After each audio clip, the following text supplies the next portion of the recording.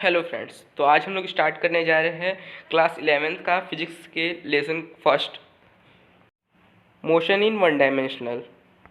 हाँ, तो मोशन होता क्या है? गति। मोशन को हिंदी में कहते हैं गति। अगर किसी ऑब्जेक्ट के टाइम के साथ उसका जो पोजीशन है उसमें डिफरेंस आ रहा है तो वो ये कहा जाता है कि वह मोशन में, यानी वो गति में है। और रेस्ट क्या होता है? जब किसी ऑब्जेक्ट के टाइम के साथ उसके पोजीशन में डिफरेंस नहीं होता तो वो ये कहा जाता है कि वो रेस्ट में है।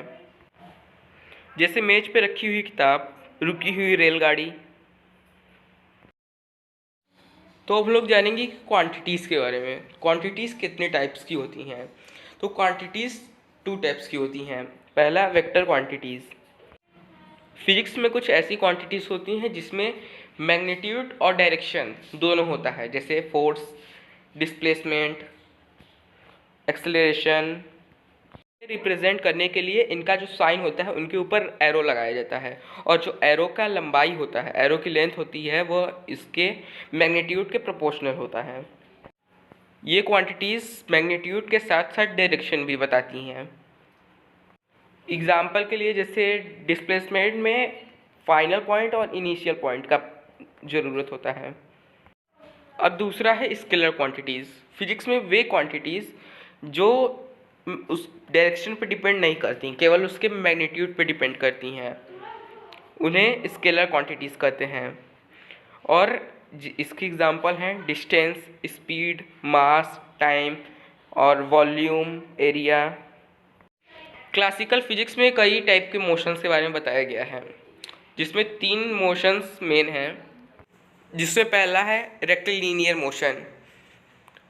रेक्टिलिनियर मोशन किसे कहते हैं? जब कोई ऑब्जेक्ट एक लाइन में, स्ट्रेट लाइन में चलता है तो उसे रेक्टिलिनियर मोशन कहते हैं। सर्कुलर मोशन, जब कोई ऑब्जेक्ट सर्कल के जो परिधि होता है, पैरामीटर, उस पर चलता है तो उसे सर्कुलर मोशन कहते हैं। ऑसिलेटरी मोशन, जब कोई ऑब्जेक्ट एक ही अपनी ही मोशन को बार बार दोहराता है तो उसे ऑसिलेटरी मोशन कहते हैं। अब हम फिजिक्स के कुछ डिफिनीशंस के बारे में जानेंगे। जैसे डिस्टेंस, पहला है डिस्टेंस। डिस्टेंस होता क्या है? किसी ऑब्जेक्ट के द्वारा जो पूरा कंप्लीट किए गए उसके पाथ की लेंथ को ही डिस्टेंस कहते हैं। जैसे इस फिगर में बताया गया है, एक लड़का अब एक पेड़ से अपने घर के तरफ 4 मीटर गया, फिर दूसरे पेड़ की तरफ 3 मीटर गया, यानी वो टोटल डिस्टेंस 7 मीटर कंप्लीट किया। डिस्टेंस एक स्केलर क्वांटिटीज़ हैं और इसका यूनिट मीटर होता है। यह निगेटिव और ज़ीरो नहीं हो सकती। अब हम लोग दूसरे डिफिनेशन की तरफ चलते हैं। डिस्प्लेसमेंट, इसे हिंदी में विस्थापन कहते हैं।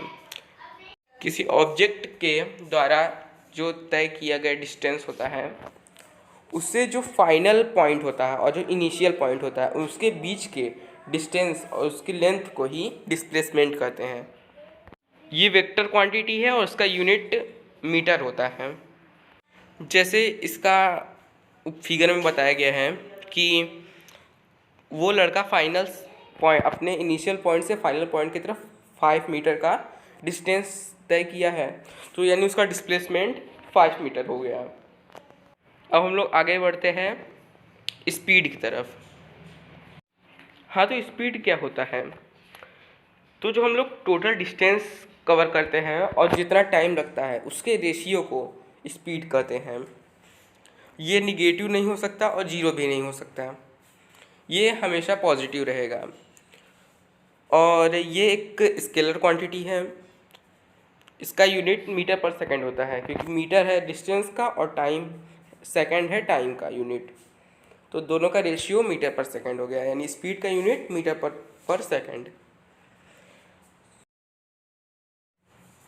अब हम लोग अगले डिफिनीशन की तरफ चलते हैं, जो है वेलोसिटी। हाँ, तो वेलोसिटी होता क्या है? वेलोसिटी जो डिस्प्लेसमेंट होता है और जो हम लोग उस डिस्प्लेसमेंट को कवर करने के लिए जो टाइम लगता है उसके रेशियो को, यानी डिस्प्लेसमेंट और टाइम के रेशियो को ही वेलोसिटी कहते हैं। ये एक वेक्टर क्वांटिटी है इसका यूनिट मीटर पर सेकंड होता है जैसे स्पीड का होता है।